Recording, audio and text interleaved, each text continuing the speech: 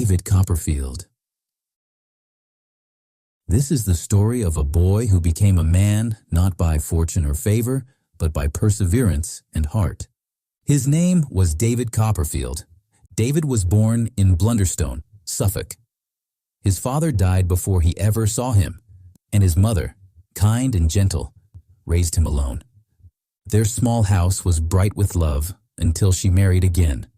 Her new husband, Mr. Murdstone, brought with him cruelty and control. He beat David for speaking out and filled the house with fear.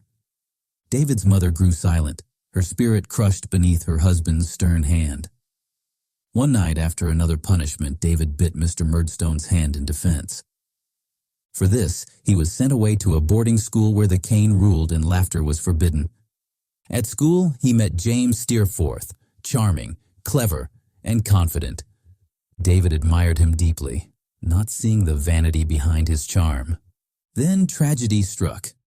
David's mother died, and his world collapsed. Murdstone, caring nothing for the boy, sent him to London to work in a blacking factory.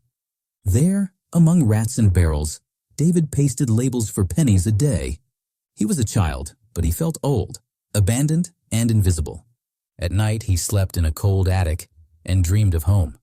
He learned then the deepest truth of hardship, that survival begins with self-respect. One morning, with what little money he had, David ran away. He walked for days to Kent, where his Aunt Betsy Trotwood lived, a proud, eccentric woman who had never met him. When he arrived, ragged and starving, she stared at him for a long moment. Then she said, "Well, child, you look like trouble. Come in then." And she took him in. Aunt Betsy became his protector and sent him to school again. She gave him a chance to start over. As a young man, David studied hard and grew kind, thoughtful, and determined. He met Mr. Micawber, a poor but cheerful man who always believed something will turn up. Micawber's optimism, even in debt, taught David the value of hope. Later, he became a clerk and met Dora Spenlow, sweet, beautiful, and utterly unprepared for life's difficulties. He married her, but found that love alone cannot steady the world. Dora's fragility was matched only by her innocence, and when she died young, David was heartbroken yet wiser. Through sorrow and work, he matured. He discovered that true strength is not in charm or status, but in constancy, in doing what is right even when unseen. Steerforth, his old schoolmate, met a tragic end after betraying a young woman named Emily. David wept for him, not just for his death, but for the promise he had wasted. Throughout it all, David remained guided by compassion.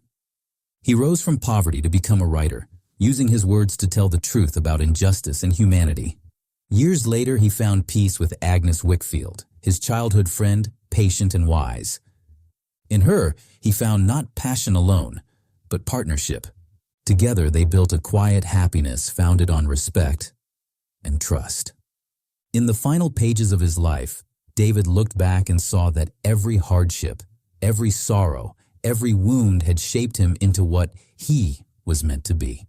He had learned that adversity is the sculptor of character, and that the truest riches are found not in wealth, but in kindness, endurance, and love. As Dickens himself wrote, "Whether I shall turn out to be the hero of my own life, or whether that station will be held by anybody else, these pages must show." And they did.